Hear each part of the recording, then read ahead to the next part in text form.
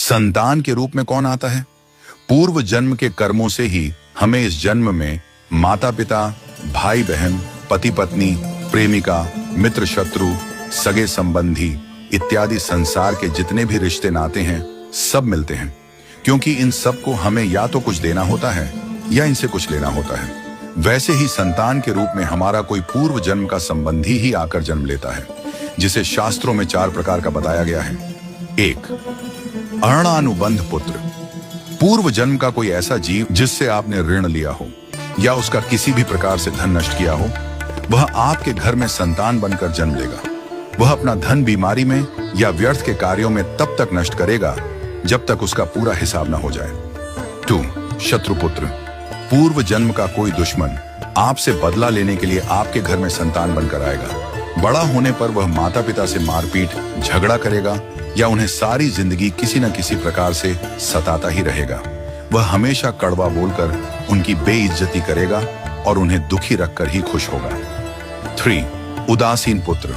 इस प्रकार की संतान न तो माता पिता की सेवा करती है, न ही कोई सुख देती है। वह उन्हें उनके हाल पर मरने के लिए छोड़ देती है।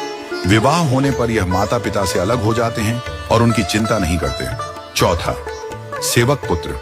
पूर्व जन्म में यदि आपने किसी की खूब सेवा की है तो वह अपनी की हुई सेवा का ऋण उतारने के लिए आपकी सेवा करने के लिए पुत्र बनकर आता है। जो बोया है वही तो काटोगे।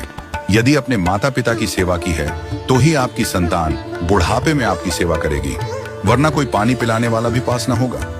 आप यह न समझें कि यह सब बातें केवल मनुष्य पर ही लागू होती हैं। इन 4 प्रकार में कोई भी जीव आ सकता है। यदि आपने किसी गाय की निस्वार्थ भाव से सेवा की है तो वह भी पुत्र या पुत्री बनकर आ सकती है।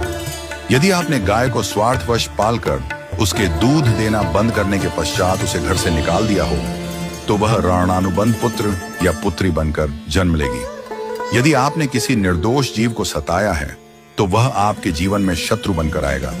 इसलिए जीवन में कभी किसी का बुरा न करें, क्योंकि प्रकृति का नियम है कि आप जो भी करोगे उसे वह आपको इस जन्म में या अगले जन्म में 100 गुना वापस करके देगी। यदि आपने किसी को 1 रुपया दिया है तो समझो आपके खाते में 100 रुपया जमा हो गए हैं। यदि आपने किसी का 1 रुपया छीना है तो समझो आपकी जमा राशि से 100 रुपये निकल गए। जरा सोचिए, आप कौन सा धन साथ लेकर आए थे और कितना साथ लेकर जाओगे? जो चले गए वे कितना सोना चांदी साथ ले गए? मरने पर जो सोना चांदी धन दौलत बैंक में पड़ा रह गया, समझो वह व्यर्थ ही कमाया। औलाद अगर अच्छी और लायक है तो उसके लिए कुछ भी छोड़कर जाने की जरूरत नहीं है, वह खुद ही कमा